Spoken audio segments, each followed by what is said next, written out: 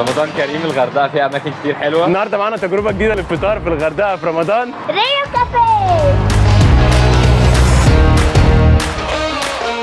فطارنا المره دي كان في مبارك 2 في ريو كافيه. المكان جميل جدا ومتقسم، قاعده اوت دور واندور. نيجي بقى للوجبات بتاعتهم الخاصه برمضان، فراخ ولحمه محمره وطواجن، وكل وجبه بينزل معاها رز وملوخيه وخضار وعيش وشوربه.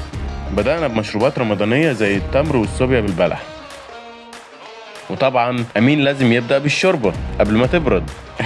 لكن انا بدأت بالفراخ على طول لان شكلها كان مغري قوي، والطعم بقى رائع حكايه. بما ان نايا بتحب الباميه فهي حبت قوي قوي قوي طاجن الباميه باللحمه.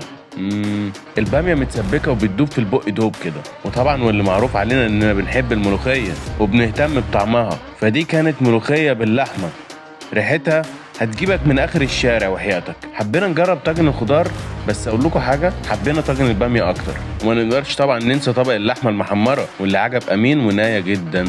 بجد يا جماعه لازم تيجوا المكان، لان مش بس الطعم مفاجاه، لا كمان اسعارهم حلوه قوي. يعني هتقدر تفطر انت واصحابك في مكان وتتبسطوا باسعار مش كبيره. واستنونا في اماكن جايه كتير. الى اللقاء.